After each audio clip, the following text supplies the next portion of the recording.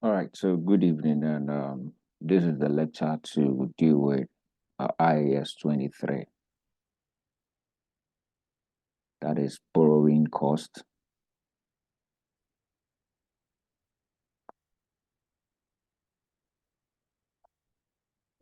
All right, so as usual, what we'll be doing is to define it.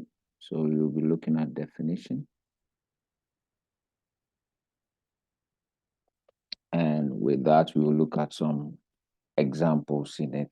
All right, so let's start by looking at the definition of borrowing cost. So what is borrowing cost? When we talk about borrowing cost, we say that borrowing costs are, we're looking at the interest and other costs.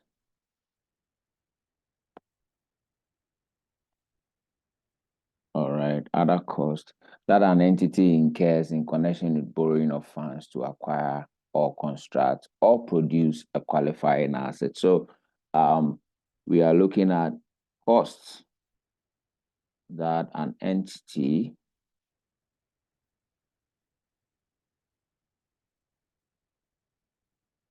incurs in connection with borrowing of funds.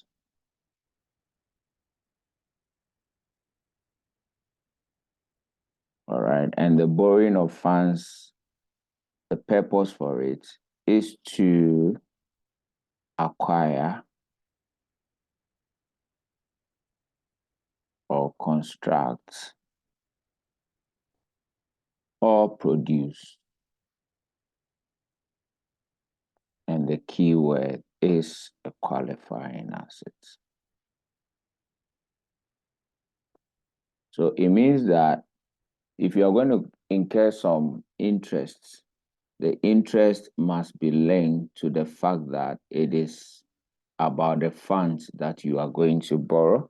And aside that, it has to have a purpose, and the purpose is to construct or produce or acquire what? A qualifying asset. So it means that our main deal is this term here, a qualifying asset. So that is very, very important. What then is a qualifying asset? So we have to now look at what a qualifying asset is. All right. Now, when we talk about qualifying asset, the qualifying asset, according to IAS 23 standard book, says that we are looking at asset that necessarily takes some substantial period to get it ready for its intended use or sale. All right. So we're looking at inventory, we're looking at plants, we're looking at intangible assets, we're looking at investment property. All right. All these sort of assets. So basically, the key here is that the asset must what take a substantial time. So we say that an asset which takes substantial time.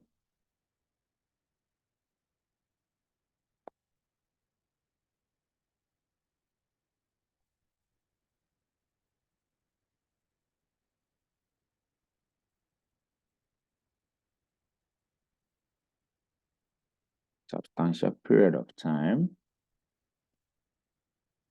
to get it ready for its intended use or sale.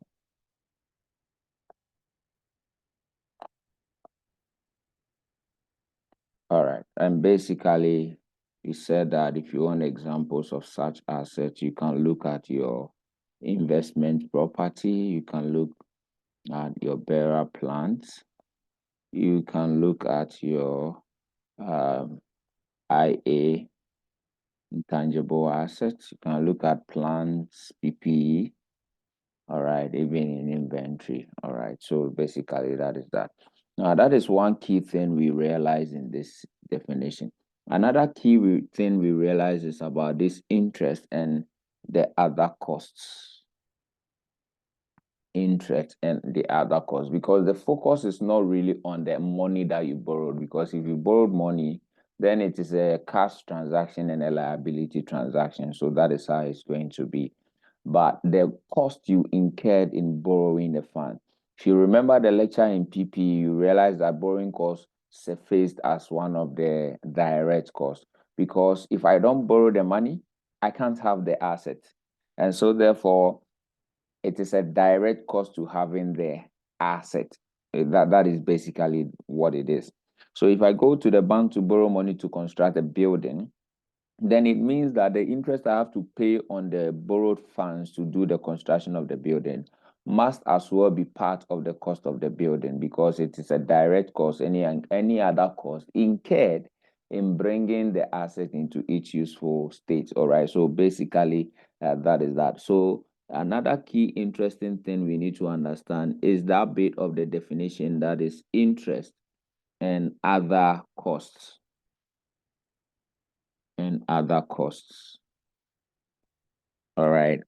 And these are focusing on the qualifying assets. All right. So what we need to do is to go ahead and look at some of these interests that we are likely to face. Now, the first one that we want to talk about is the interest on bank loans. Interest on bank loans. So if you took the money from the bank loans, or let's say an overdraft. So if you took money from the bank for such a purpose of constructing a qualifying asset, then it means that one is back. Then again, we can talk about finance charges. Can talk about finance charges in respect of a lease. Yeah, in respect of a lease. Now remember, when we talk about a lease, like these days, IFRS 16, what you need to understand is that if you are going to have an asset via a lease, then it means that the finance charge, all right, becomes an interesting aspect that has to be part of it, that becomes your borrowing cost. All right, very, very important. Very, very important. Because what you realize is that when we are doing leases, we do the present value of the lease liability. All right, so you will see it in there.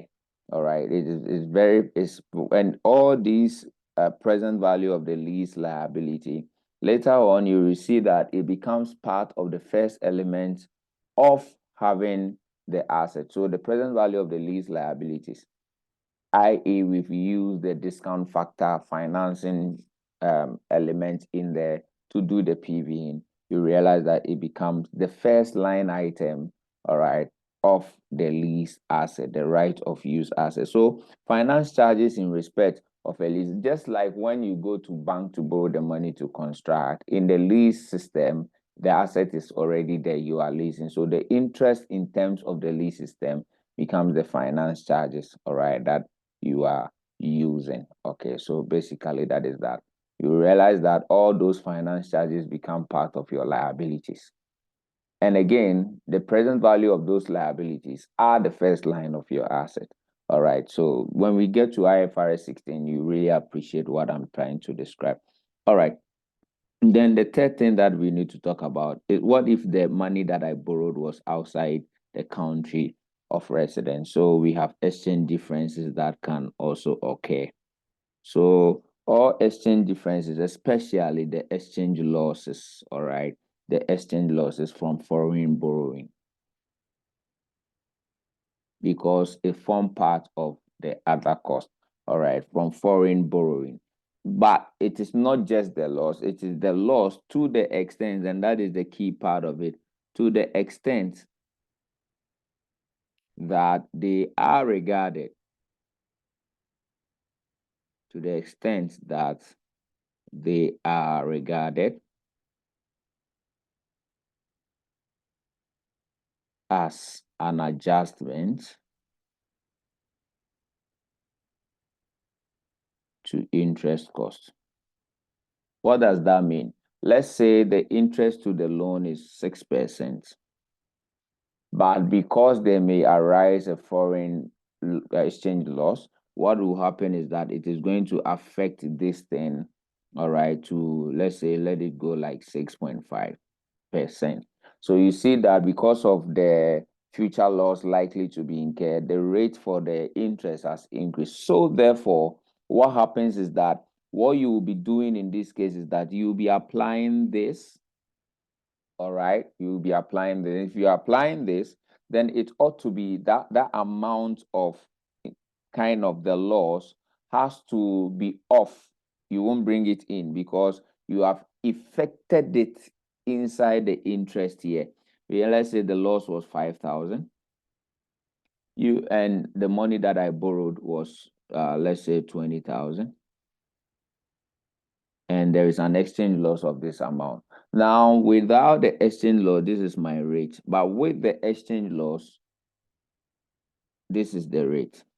So therefore, what is going to happen is that I'm rather going to apply the 6.5, and I won't be considering the 5,000 here as part of the calculation. And so what will happen is that I will rather use the higher increase percentage. We will be looking at some of the examples so that you will actually see what we are talking about. Because the exchange loss here in the foreign loan is only regarded to the extent that it is an adjustment to the cost of interest or the interest cost.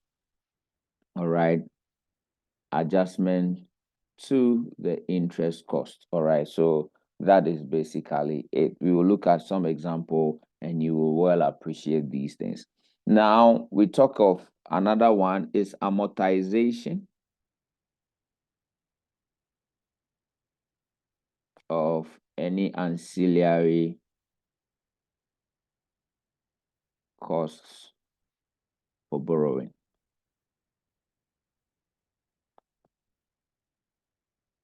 Indeed, what you realize is that any other cost that you have to, these are kind of transaction costs that has to happen. You have to pay somebody to be able to borrow the funds and all those things. So the amortization of those ancillaries. All right. So that is that. Then we have amortization of discounts and premiums for borrowing.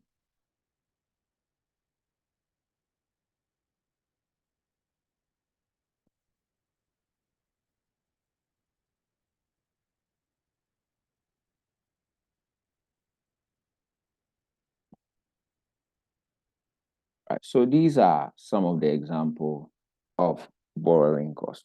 Now let's look at the recognition criteria.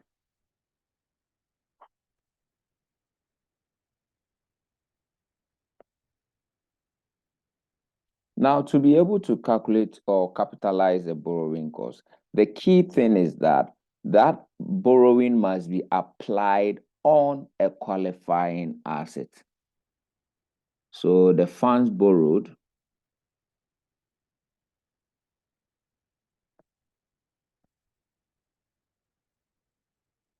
must be for a qualifying asset, because if it's not for a qualifying asset, you have no right to actually capitalize.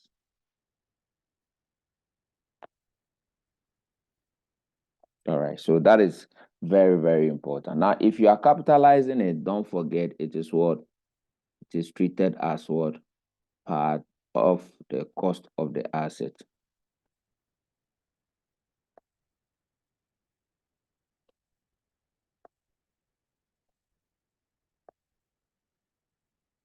All right, so basically that is that. Now, when do you start capitalization? So we're going to look at something, and before we go into the mathematics, we need to look at three major things. All right, when we are trying to capitalize, and I'll come back to the reason why we need to do that. All right, so the first thing that we want to talk about will be the commencement of capitalization. When do we start capitalizing borrowing cost? When we say capitalization, we are just saying that its treatment is straight to the balance sheet. We are adding it to the cost of the asset. That is what we mean by capitalization. Now, if I go to a bank to borrow money, what you realize is that they will give me an interest percentage. Now, what you have to understand is that all interests are actually given in per annum basis. So the rate is actually per annum. However, when we are going to apply it on borrowing costs, we are looking at in terms of the qualifying asset. Now, when are we beginning or when are we constructing the qualifying asset? So, for example, if I go to the bank and I say I'm borrowing money I go into the bank to borrow 500,000 Ghana cedis, all right, to construct a building. Now, the bank says that the rate of interest is 10%. Okay, now what if I start the building from March 1st? Does it mean that I can capitalize the entire 10% per annum when I started the construction of my asset in March? No. So you realize that I can only capitalize it for 10 months out of the 12 months, all right, the per annum 12 months. So you see that in this case, I need to proportionate it. But what happens to the remaining 2 months, the January and the February? Yes, that one didn't go for the asset. So that one will go for what? The P&L as an interest payment. Okay, so basically that is that. And so in terms of looking at this, we look at it from the commencement, things that can affect the percentage. We talk about commencement. And what you should understand in this commencement is that only the part of the borrowed funds directly attributable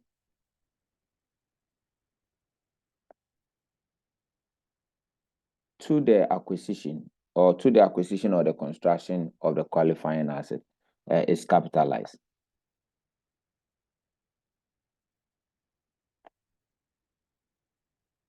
Or let's say construction.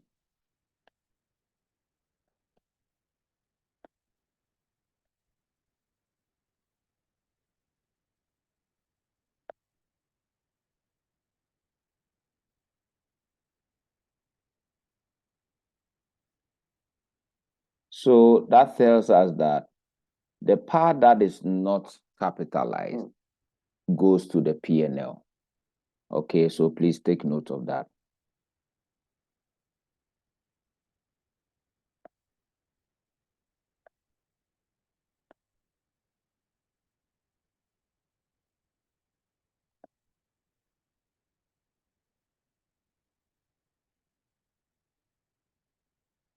All right, so when we start the mathematics, when we start the computation, don't forget that the part, all right, those parts that do not go into the capitalization will go to the P&L. Now, when do we then commence it? Do we then start the capitalization? When do we start?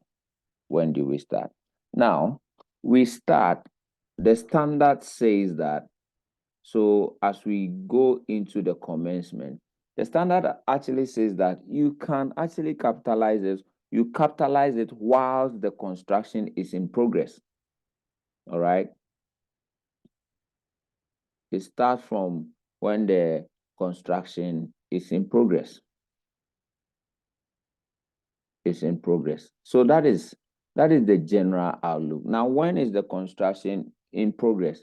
So if you want to know when the construction is in progress, three things must happen. Three conditions must give way for that. So number one, the standard says that expenditure of the assets is being incurred. So expenditure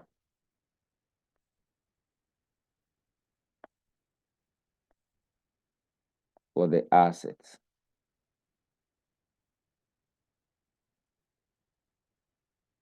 is being incurred.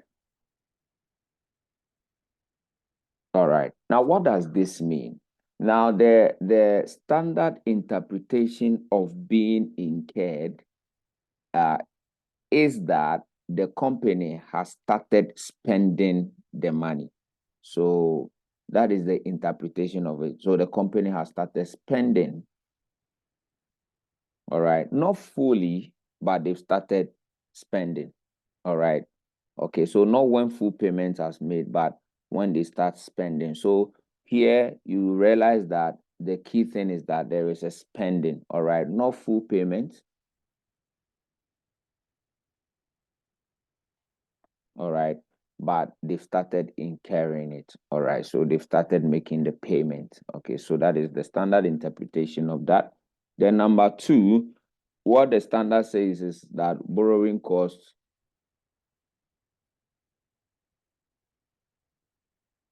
are being incurred.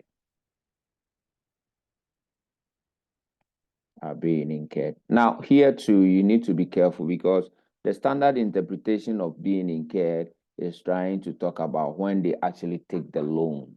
All right. So that is it. When the loan is taken.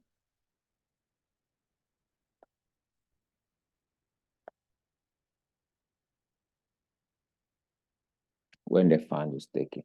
Then lastly, the last thing that should happen before commencement can begin is that activities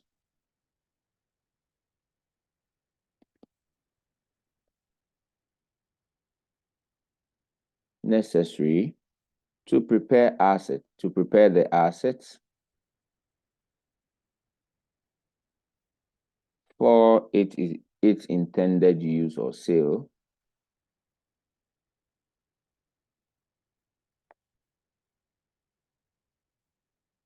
are in progress.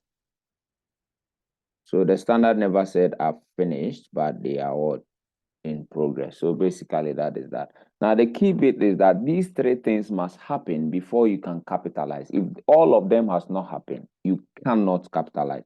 So all of these three must happen before. So be careful before you can capitalize. So whenever, this is the law. So whenever you get a question, ask yourself when these happenings are in the question so that you can actually know what to do. Because like I said, it affects the per annum percentage calculation. So be very, very vigilant about that. Be very vigilant about that. Then we move on to another interesting aspect of it, which is called suspension of capitalization. Suspension of capitalization. So two, we are looking at suspension of capitalization.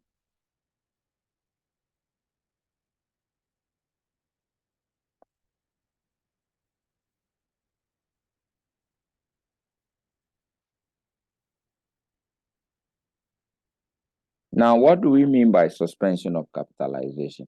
Now, you see, I borrow money to construct an asset. What if I stop doing the construction? Does it mean that the percentage of per annum still goes for the asset?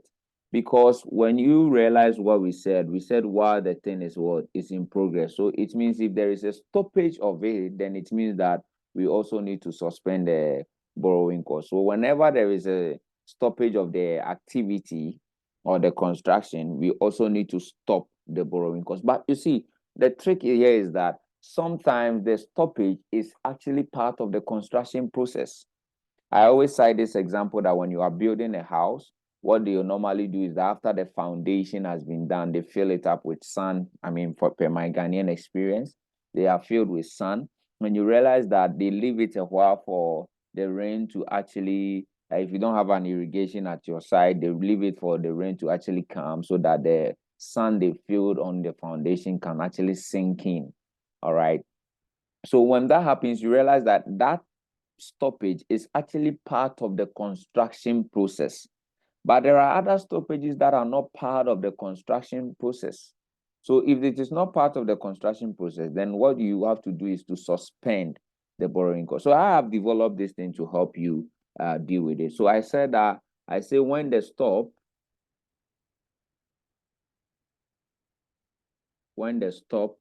is for the project,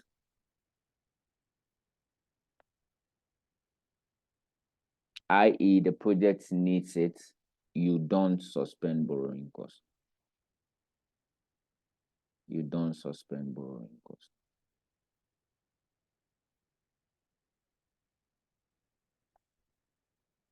But on the other side, when the stop is not for the project, it's not That is the key for the project. For that one, what you do is that you suspend borrowing costs. That is it. Now, be careful. So, furthermore, what I can say for you to make it easier for you is that the focus, therefore, is on the asset. Is on the asset. All right, not the human being. Not the human being. So, if the human beings went on strike, then it means that you have to suspend borrowing costs because the asset doesn't need the human being going on strike. If COVID came, human being didn't continue on the work, then the focus is on the human being, it's not on the asset. Basically, that is what. So ask yourself, is it the project that needs the suspension, or is the human being factor that actually is going on the suspension? So you that is how you need to analyze it. Okay, so that is that. Then the last aspect is talks about cessation. When do you cease capitalization? When do you cease? Now, according to IAS 23, you have to cease capitalization when substantially all the activities necessary to get the assets ready have completed. All right. So when substantially, that means not 100%, but like 80%. Okay. Yeah. When substantially all activities necessary to get the assets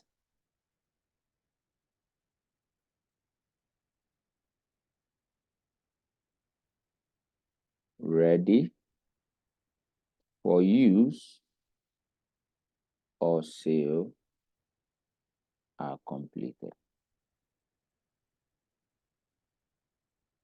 So basically, that is that. All right. So and the standard gives a caveat. It says that for assets that are in stages where each part can be used while construction is still going on. All right. So it means you can cease at that point in time. So where each part can be used while the construction is still going. So if, let's say I'm building a 4-story building. So you see the ground floor is ready, can be used, then it means that, yeah, substantially part is done. So for asset in stages,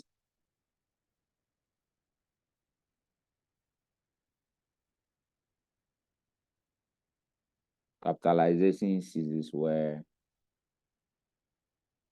each part can be used, each part can be used while or while, use proper English, yeah, while construction is still ongoing for the other parts.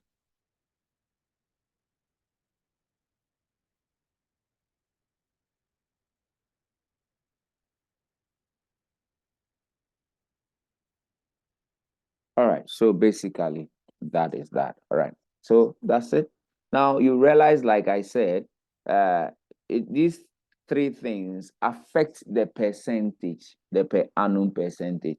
So if you have to suspend 1 month, it means that it will be 11/12. I started from January. All right. So that is that. If you seized it, like let's say September, and the project started in January, then it means that it will be 9 months. So these three things just affect the percentage for the computation. Now, then for what is the computation? The measurement. The measurement.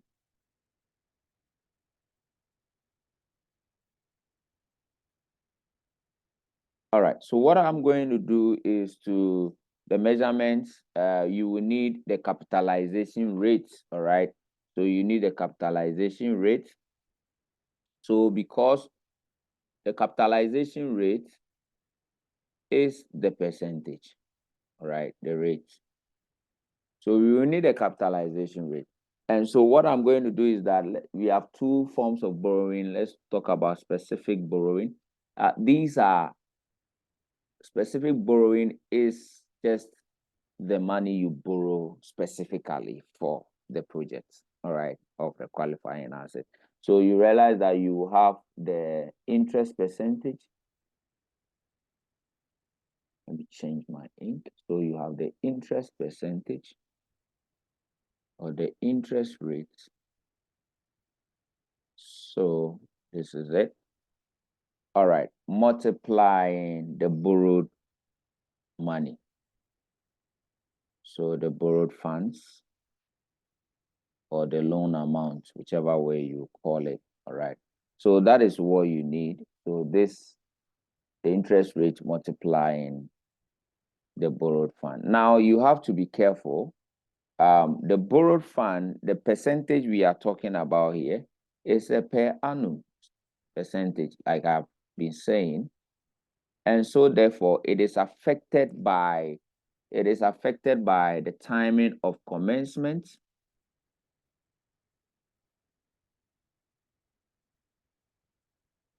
It is affected by suspension. And it is affected by what? The cessation time. So just be careful. All right.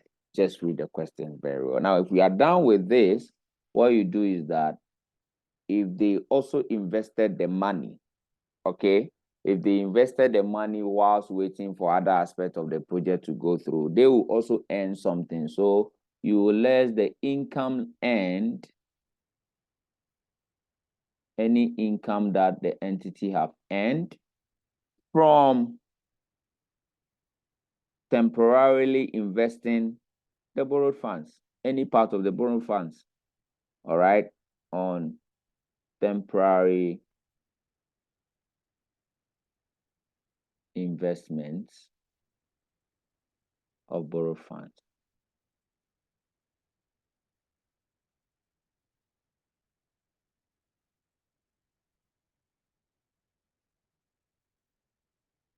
The focus is on the borrowed fund.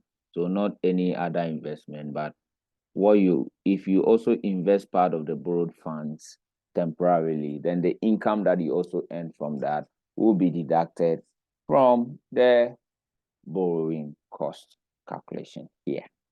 All right, so that is that. Now, this is the formula, but you see, sometimes the loan may be taken from more than one loan. So you realize that the rate will not be one for you. You therefore have to find one rate, which what you do in here is that you do weighted average. You obtain a weighted average interest rate. All right. A weighted average interest rate. Now, the weighted average interest rate, when you are done with that, then it brings you back to this formula that we have here, everything that we have here. So once you get the rate from the various loans, then you come and apply it here. All right, so ladies and gentlemen, this is all about borrowing cost. What we then need to do is to start picking up questions. Now, what you have to also understand is that borrowing cost does not cover cost of equity. It doesn't. It doesn't. All right. So, and you must understand that irredeemable shares are not liabilities. It's just redeemable shares that are liabilities. So, borrowing costs, i.e., do not cover anything equity. All right. So that is that. In terms of the disclosure, kindly disclose the capitalization period and the capitalization rate and the money that you borrowed. All right. So basically, that is that. Now, what we need to do is now starting to pick up questions. So let's look at some questions in here. So let's start with these simple questions. All right, so this one says that Ansan Limited decided to construct a property on January 1, 2021. Dates are important. Just be careful. So consequently, the following event took place. So we are told that it bought land in January 1, 2021, and the payment was deferred until March 2021. So you remember what we spoke about at the commencement, where we talk about the expenditure is being incurred, and we talked about when they're actually issuing out the money, all right? Even though the word incurred is used, but the standard interpretation talks about when the spending is done. So in this case, if the spending is being deferred to March, then it means we have that 1 point of expenditure is being incurred, and that will be March. All right, that is that. So it's not like they bought it on January, so the expenditure has been incurred.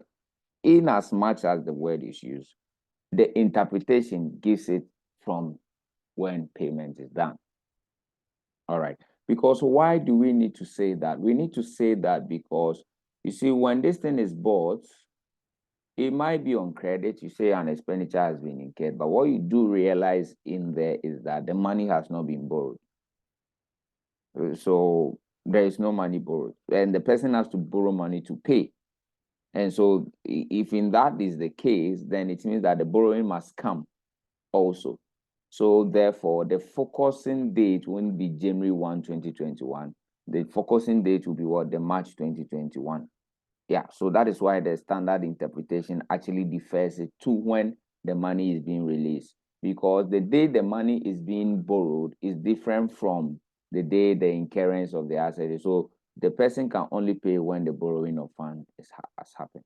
So you see clearly that here, even in point 2, when we are told that the thing was secured, a permit was secured in 28 February, the loan actually for the payment was obtained in what? March.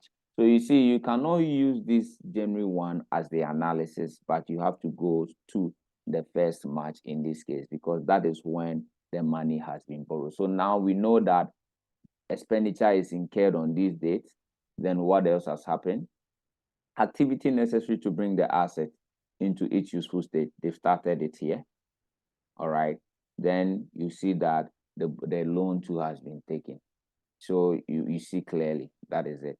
And so it goes on to tell us that because of heavy rains experienced in March and early part of April, actual construction could not start until 16th April 2021.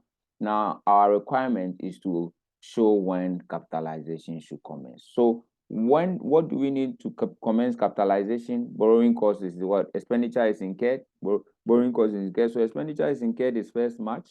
Borrowing cost 1st March. Then activity necessary, they started at 28. So you could see that clearly it is 1st March. All right. Now, the 4th point just try to tell us that something happened and the construction could not actually start. But as far as the 3 conditions are concerned, everything is met at 1st what? March.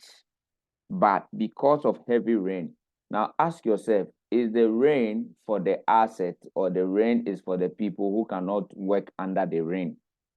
So in this case, since it's for the people who cannot stand in under the rain, because go somewhere, even when there is snow, people are working. All right. So it's just to protect the human body, they will not be working in the heavy rain. Not for the asset. Not for the asset. All right. So that is that. Somebody can also argue that, okay, what can we stand in the rain while we are built? Do you know people actually stand in the rain and lay blocks? It happens. All right. So herein, since the rain is the stoppage is not for the asset, it means that we need to suspend borrowing costs.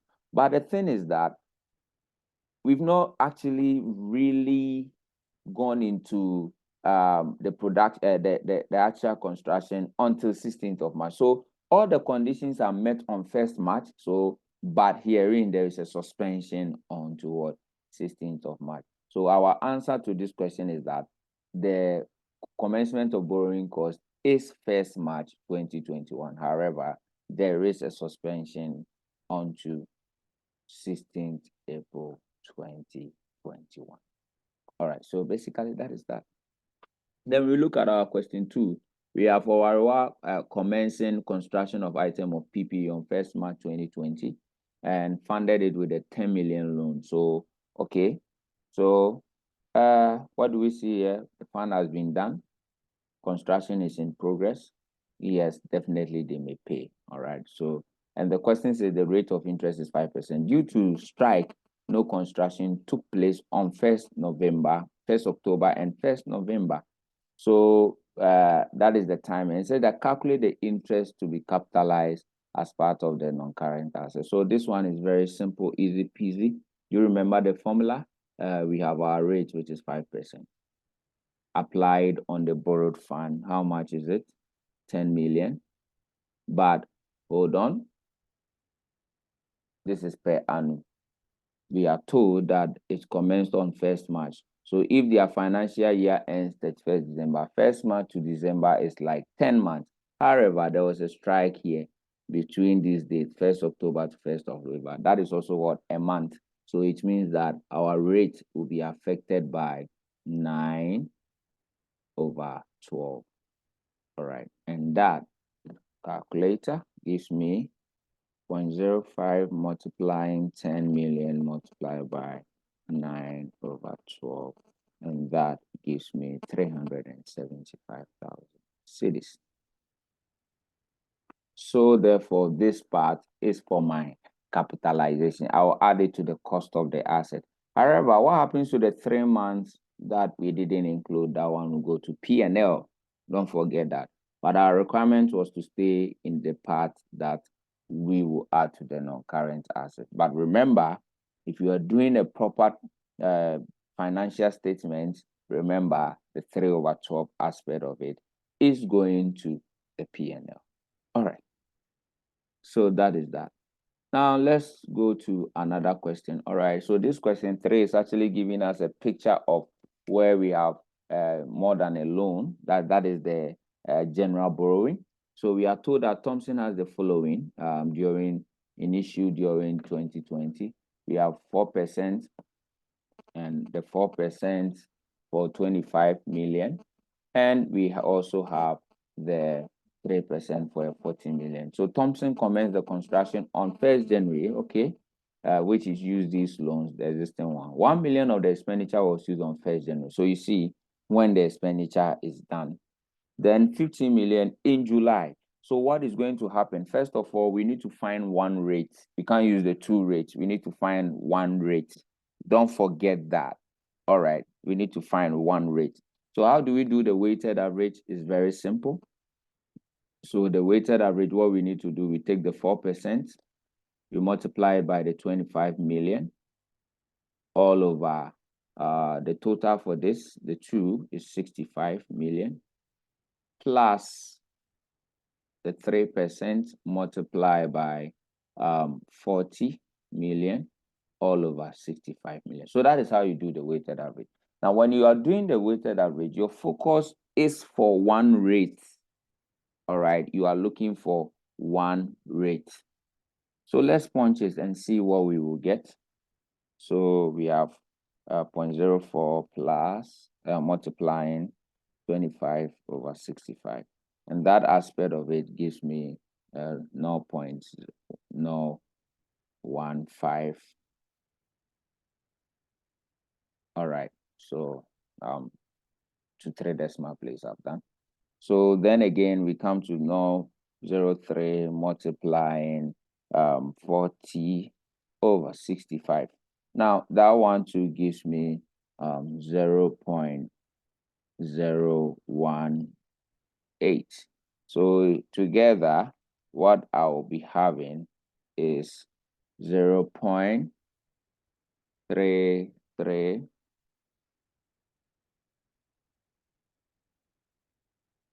0.0334, just in case, or 0.033. Now that basically says that the rate is 3.34. All right, so that is it. If you punch everything in total, I think you should be arising at 3.38. So if you get such, you are not wrong. Okay, so that is that. Now, what you need to do is to now apply it on the loan. So if I'm going with the 3.38, whichever one you go with, all right, Now, what will happen is that you take the 3.38% multiplied by the first part of the loan, which is 1 million, and that is 12 months, so 12 over 12. All right. So it's because it was in January. All right. And they used 1 million for that. So you get the answer for that. Then what you will do is that you do the other one for the 15 million. So if you do another one, 3.38 multiplied by 15 million. All right, so when you finish, you put the answer together. So 0.0338 multiplied by 1 million. That one gives me 33,800. Then the same 0.0338, that will be multiplying 15 million. So that one gives me like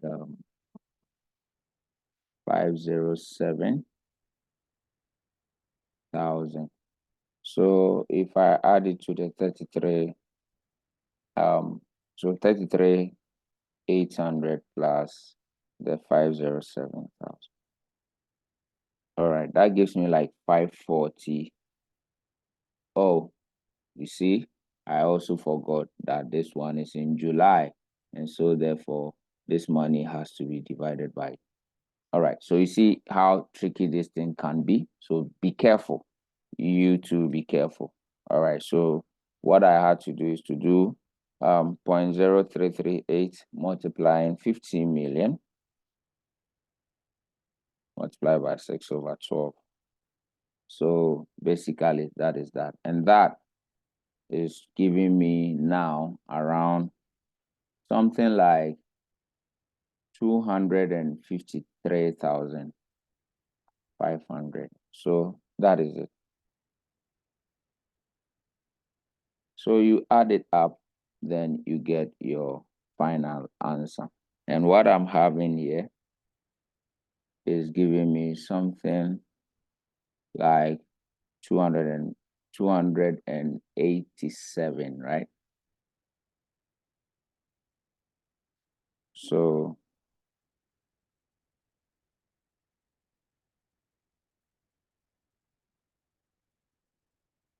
$287. So you can do it at your end and you see where you are. All right. So that's it for this side. Try it at your end. Let me see the figures that you also have. All right. So let's take another example.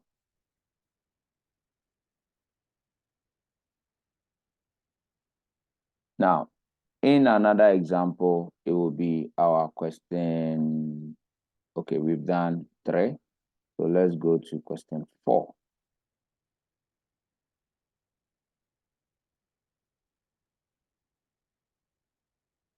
Let's go to question 4.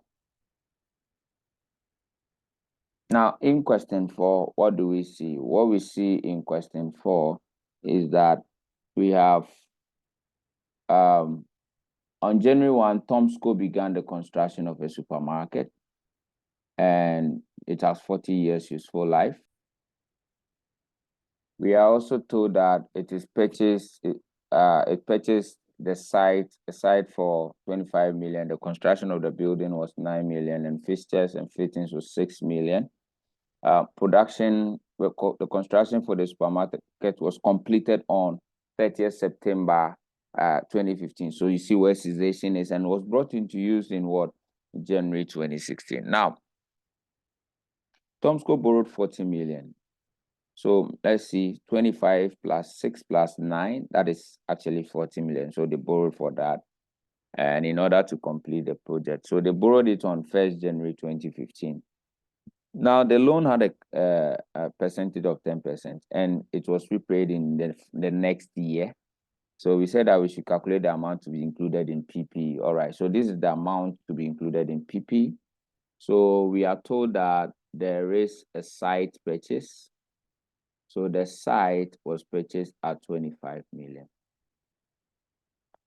Then we are told that there is a building that cost 9 million. Then the F&F part is 6 million. So you realize that all this is 40 million. Now, then the borrowing cost. So they borrowed the 40 million and the percentage is 10% per annum. But the thing was completed on September. So we need to strike the 9/12. All right. And that gives us what? A 0 point. So this is 3 million. So 3 million will be like 3 million.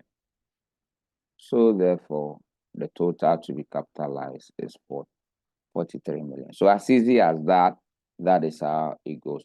Now, what you need to be careful is that the question is that when do we start depreciating the asset, this amount? When do we start? Because he said it was completed on what, 20 September, but it was brought to use in the following year. We depreciate an asset when it is ready for use. All right, ready for use. So depreciation will start right from here. So i.e. September, October, so 1st October, all right, October, November, December, so it will be 3 months depreciation. All right, so that is that. Just be careful about that. All right, so that's it. Okay, so we move on to the next example. I think we can do 2 more, then we can wrap it up. All right, so let's look at this question.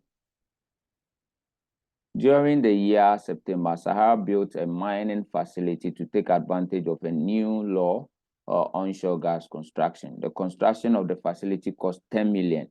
So here we know that the thing is going to cost the 10 million, right? So that is that. Then what else? And so it says that, and to fund this, Sahara took out a 10 million, 6% loan note on October 12.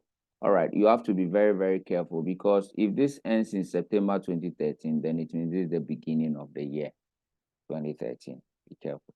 So which will not be repaid until 2016. All right, that is like 3 years later. All right. The 6% interest was paid on September 2013. So the money is paid. All right, no problem. We are not interested in when the money interest is paid. We are interested in when the expenditure is made. Right? If the interest is paid, that is a cash transaction. You have a P&L transaction also to do. Basically, that is that. The construction work began on 1st October 2012. The work was completed in August 2013. Completed in August 2013. So October should have ended when? Is it September? Yes, but this is short. So it means 1 month to the end of the year. So that will be 11 months. So be careful. Cessation. And all funds. And it says that as not all funds were required immediately, Sahara invested 3 million of the loan in a 4% bond from October to January. So be careful, 1st October to January. So the part that we say that deduct temporarily invested funds out of the borrowed amount, that is what it's talking about. Mining commenced on 1st September 2013 and expected to continue for 10 years. As a condition of being allowed to construct the facility, Sahara is required by law to dismantle the thing in 1st October 2023. Sahara estimated that this would cost a further 3 million.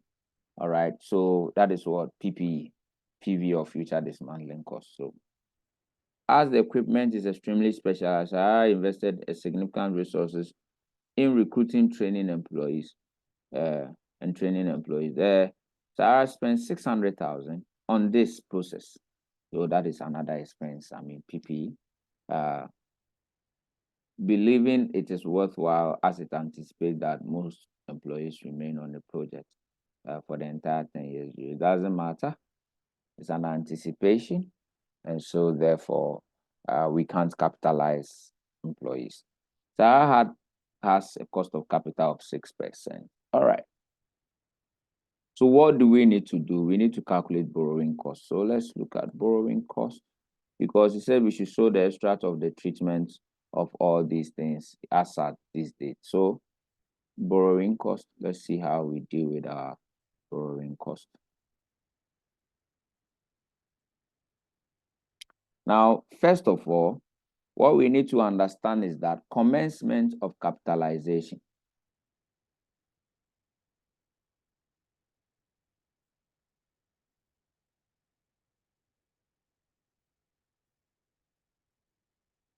When are we commencing? Commencement started on 1st October, as you can see. So October 1. And the asset was seized, so to 31st. So this is October 1, 2012 to 31st September, right? Where are you? Where are you? Where are you? Oh, it's 31st August 2023. So that is that. That is that. So that is what we will do. And when we finish, don't forget the invested part of the money. So one is October. So October, November, December for 2012. So, oh, sorry. So this is 2013. 2012. Then we have the remaining months in the full year 2023 being how many? So we have October, November, December, right? Okay. So August is what? August is actually 8. Let me correct that. October is the 10th number. So August is 8. So we have 8 months. We have 8 months in 2013 and 3 months in 2012. So that one will give us 11 months. So what happens to the 1 month P&L? So that is that. So what we are going to do is that the interest, total interest payable,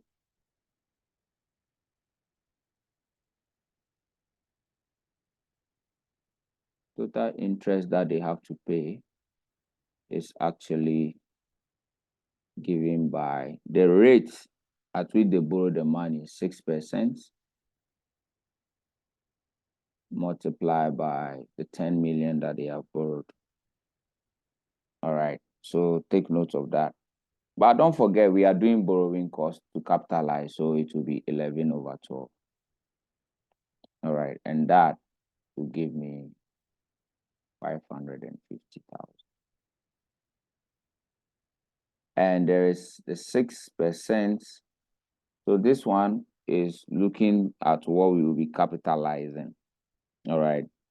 Okay, then there's a 6% that will go to the P&L. All right, so we are looking at how these things are going to be, because 6% multiplied by 10 million is actually 600,000. But so therefore, then it means that there is a 50,000 that must go to the P&L. Don't forget that. All right, don't forget that. I was going to do that in here. So this is it. As you do a 6% of this money, then you get 50,000. All right. So basically that is that. 1 over 12, you get the 50,000, then you go to the P&L. But we are doing borrowing cost. Our focus is on the borrowing cost. So since we have the borrowing cost here, what we're going to do, we are going to less the 4% that they get from investing the thing temporarily. All right. So when they invest the fund temporarily, the 4% out of it. So what do? We've got to do the income earned 4% on 3 million. And what is the timing of that 4%? So the 4% timing has not all the money. So October, November, December until January 2030. So that is also 4 months. And that is giving me 40,000. So what happens is that for my capitalization, my amount for capitalization, the amount to capitalize is 510, right? So don't forget that. Then don't forget also that there is a 6%, 10 million, 1/12, which is 50,000, going to the SPL. Don't forget that. So this is the part that we are capitalizing as cost of the assets. All right. So don't forget that. All right. Now that is the borrowing cost aspect. Let's look at the PPE. So they will be incurring some future dismantling cost, present value of dismantling cost.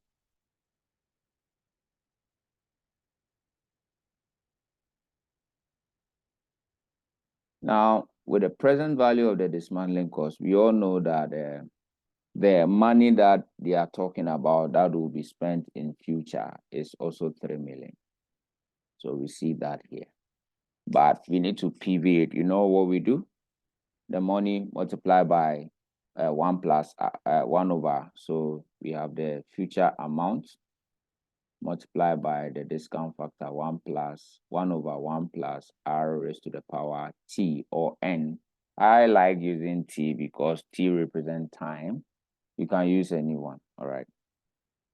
So the future amount we are talking about here is the 3 million Ghana cedis. Then we are multiplying it by 1 over 1 plus r. What is r? Their cost of capital is 6%. So we have 1.06. Now, raised to the power what? We need to count the years. All right. We need to count the years. Now, let's count the years. So when is this timing going to be? So that we've already seen it's starting from October 2012, and they are saying it's October. So capitalization, we are doing it October 2012, and this thing is happening because we start commencement here October 2012. So and they said that money is when? October 2023. So that is technically September 2023, kind of, because it's 1st October, so 30th September. So we need to count. So we have the months start from October and it ends in September. So when we start counting from these dates, all right, what are we going to get? So we have the 13, 14, 15, 16, 17, 18, 19, 20, 21, 20, 22. So 22, then the last one is 23. So counting by my fingers, I have 11 months. I have 11 months. So that is that. So if that is 11 months, then it is going to be 11 here. Basically, that is that. So count it very well from 1 October to the other October.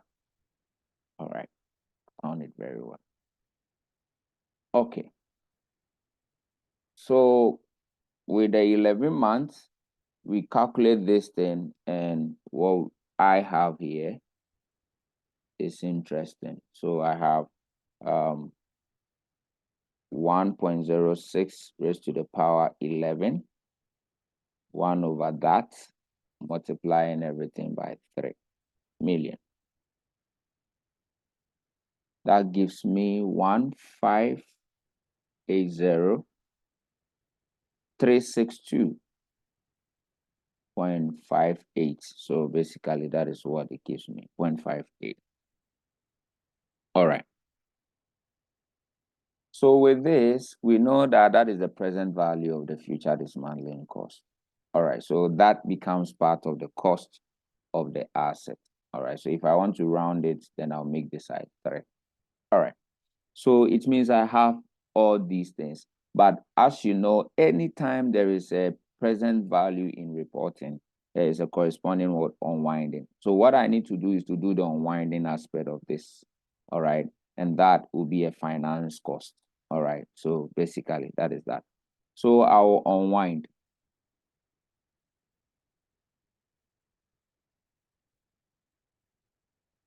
All right, for unwinding, we have 6% multiplying the 1,580,362. So if I multiply this, my unwinding gives me a P&L figure of 94,821 or 822 rounded. All right, so basically that is that.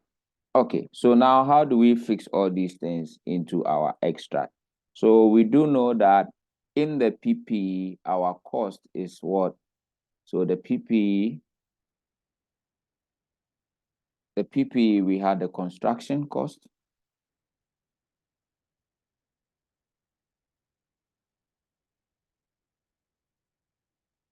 And the construction cost is the 10 million. All right, and that the corresponding liability is that, so 10 million. So we have that. Then don't forget we did borrowing costs. So, wow, my pen is getting slow. Borrowing cost of, how much did we get? 510, right? Then there's a PV of future dismantling. So you see how tricky this thing can be now.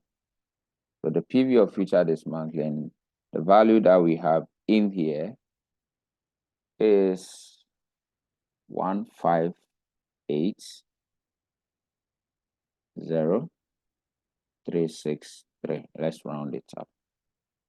Then we total this thing to get 12,090,363.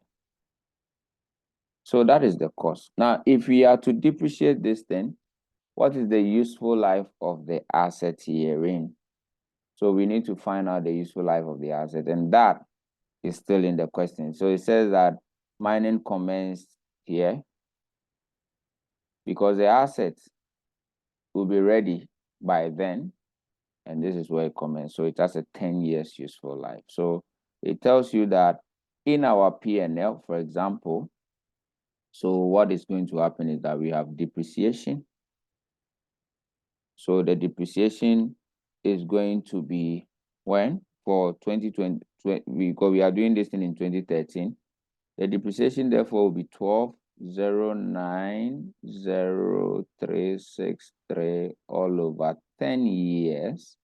But in the year 2013, don't forget that work was completed here. So the asset being made ready for use is here. So 1 month, so 1/12. So that is our depreciation for the year 2023. So when you do that, see, I'm having 100 rounded 753. So with this, my carrying amount of the assets, if I deduct, therefore, is going to be, so this is the depreciation I need to deduct from here. My carrying amount, therefore, is going to give me 11,989,610. All right, so basically that is that. So if you are preparing your extract of your extract, this is how your extract will look like for all that we have done. So extract, we have the SOFP. We will have our PP. And it is from our workings, we realize that the current amount is 11,989,610. All right, so that is how it will be. Then we have some NCL. All right, the NCL, they took the loan. So that loan that you see in there is 10 million. Not only that, what then happens? What happens is that we have a provision. So what you saw in there, the unwinding that we have done and the future dismantling that has happened. So in the NCL, there is this future dismantling cost that will be done. It's a present obligation, even though the money is going to be in future. It's a present obligation. So dismantling provision. The dismantling provision is 151580363. So basically that is that. Then we have CL, that is the unwinding. All right, the unwinding is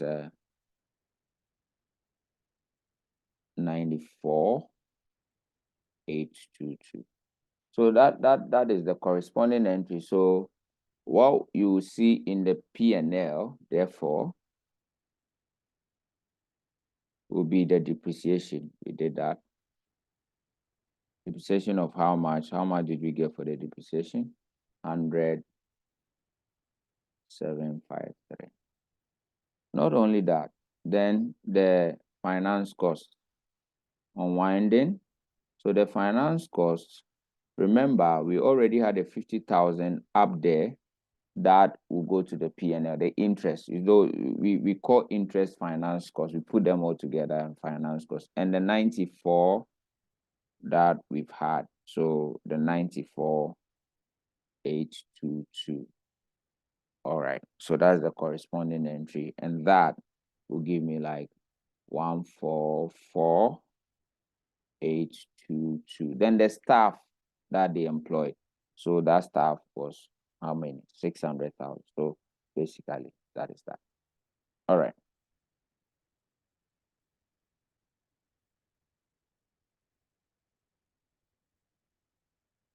So that is how you show the extracts. All right. So basically, that is that. So this is borrowing cost.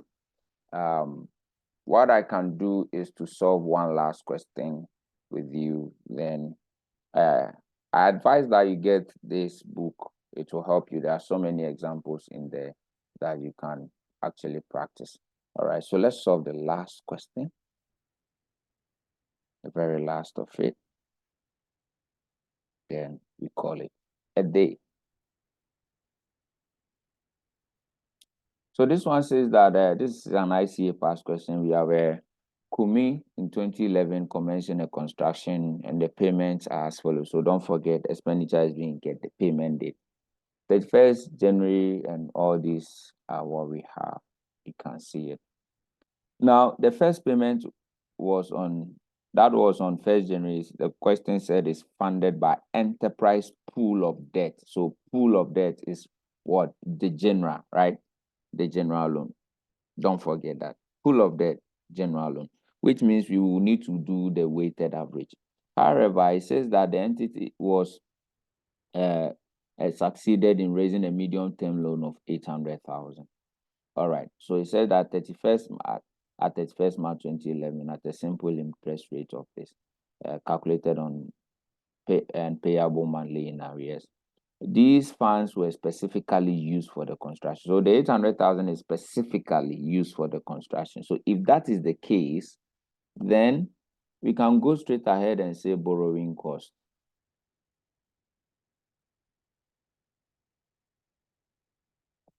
We have two borrowings here. So it says that excess funds, okay, were temporarily invested also for 6 months, at 6% per annum on monthly in payable in cash. So 6%, not 6 months. The pool of debt was used to an amount of 200,000 for the payment on November 30th, which could not be funded from the medium term loan. So that means that the 800,000 couldn't pay everything from 31st March to this November. Okay, so if there is any balance, the pool of fund will be used. Okay. The construction was temporarily halted for 3 weeks in May due to substantial technical and administrative work carried out. Okay, so this is for the project, so this information is kind of useless. All right. It is assumed that Kumi adopted the accounting policy of capitalizing borrowing costs. Why did he say this? He said it because when it comes to SMEs don't capitalize borrowing costs, they expense it. So this one is trying to tell you that this is not for SMEs.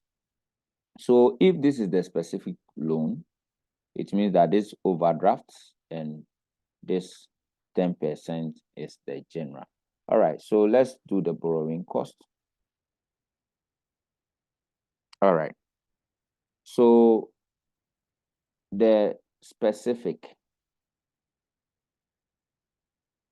we are told that the rate for the specific here is 6%, 9%, sorry. So the specific is 9%.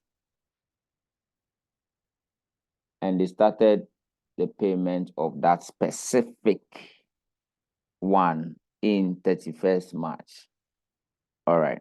So basically, it is just trying to tell us that we can apply proration for 9 months, right? So let's be careful about that. So we have, when did they start the construction? They started the construction January, but the payment will happen as and when. All right, so these are the payments. Okay, so it means that what we should be careful about is to apply this one at their timings. Very, very, very important. Very, very, very important. Very important. All right.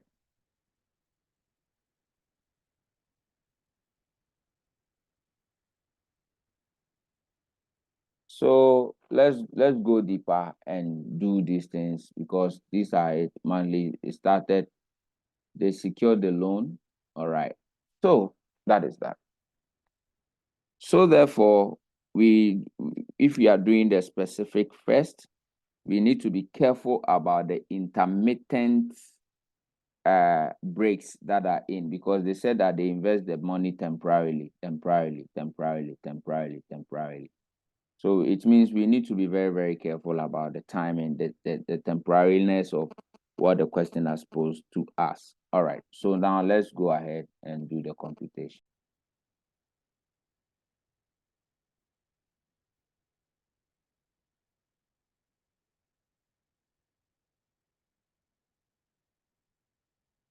And that gives me 54,000.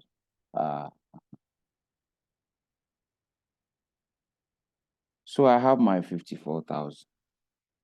But in this 54,000, we are told that they invest the money. All right, so let's deduct the interest end.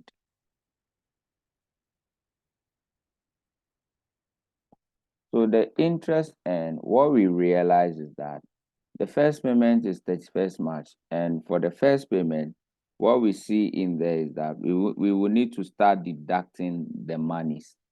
So we will see from April.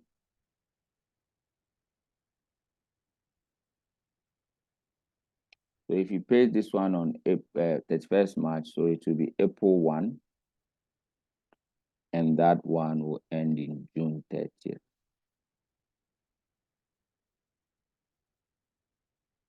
So that is how many months? That is like 3 months, right? So their interest rate is 6%. So what will happen is that we will do 6% multiply by 3/12 multiply by 800 minus the 450. All right. I think my pen is delaying my writing.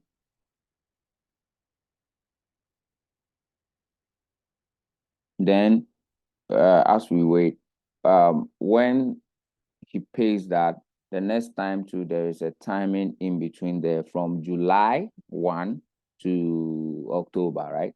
So this one is going to be 800 minus 450, right? The first payment. All right. Pen is very slow. So this one is minus 5250. So we will deduct that. So the next one will be from July 1 to October 31st. So that one too, he will invest 6% multiplied by how many months is that? So July, August, September, October, 4 months, multiplying into bracket. So you have 800 minus, there's an extra 100, so it will be minus 550 now. And that will give me 5,000. So we're going to deduct that one too. Then between October to November, that is like a month. That is like a month. By then they have spent another 250, so it will be minus 750. Like how much? 450, 550 to be 750. So October they pay 200. So it will be 750. So 800 minus 750. All right. So that will be from November or November 1st to November 31st. So that is that. So November 1st to November is 30th. So let's make it 30. So that one will be 6%, 1/12 multiplied by, we have 800,000 minus, so now it's 750. And that one is like 250. All right. So let's wait. So with this one, what the total that I have for after deduction is 43,500. So that is the specific. Now we need to look at the general borrowing and find a weighted average as usual. Then we deal with that. The weighted average, we have two monies here. 750, 9 million.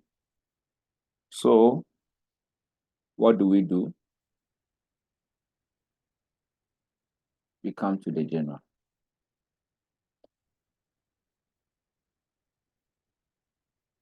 Now, as usual, we should be having two rates, therefore we strike the average. So the bank overdraft is 750. So the total will be 9,750,000. So the weighted average outstanding during the year was 750, and the total interest charged by the bank is, so they've already calculated this side for us. So normally what we would have done is to do the percentage of this one multiply by it would have been 750 all over the total, which is like 9,750, right? That is it. Then we will do plus. This one is what? 10% multiplied by 9 million all over 9,750. All right. Because of the delay in the display, I have to wait small. Now, clearly, we were not given the percentage. So it tells you that the figure that they've given you, the interest charge, the total interest, which is this component of it, has been done for you to be 33,800. So what you do is 33,800 all over 9,750 million plus this one too. When you do this side, it is going to be like 900,000 all over 9750. Now, this gives me a percentage of 9.58%. 9.58%. So now that I know my 9.58%, the question told me that that particular percentage is going to be applied on the first payment year. All right, so which is 12 months completely. Then the balance here, the 50,000 here. So because this one was 450, 550, 750. Then the 50,000 here has been handled. So there's another 200,000 concept I need to apply on. All right. So the 200 here, then the 200 here is what I'm going to apply the 9.5%, 8% on.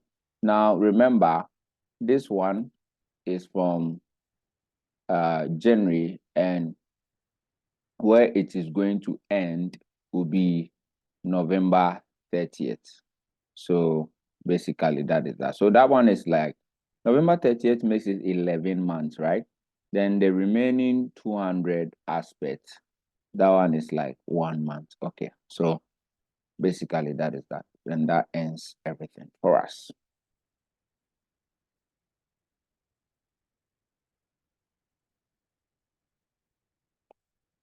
So we will have January 1 to November 30th.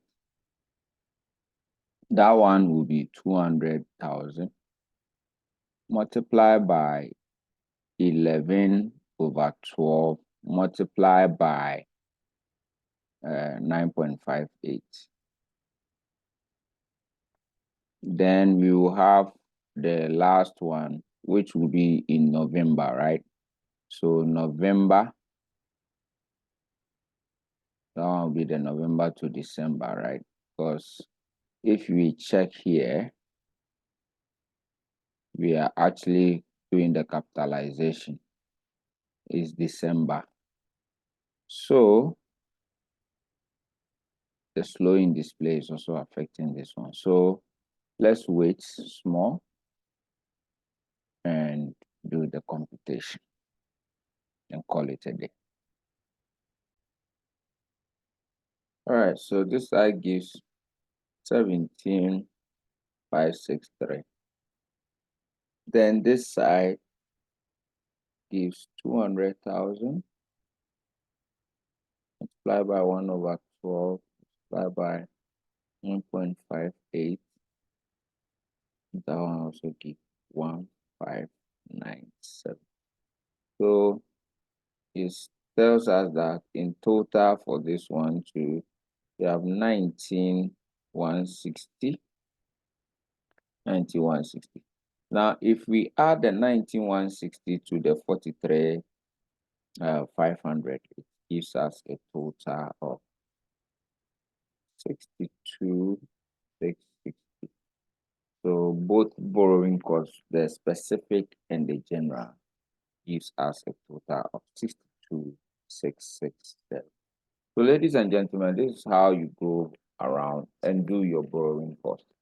Now, you need to get questions and deal with more questions to deal with. And that is why I would advise that if you get a corporate reporting manual, this will help you. So you can contact my line. That's 0245026087 and grab a copy of your corporate reporting manual. So more to come on this.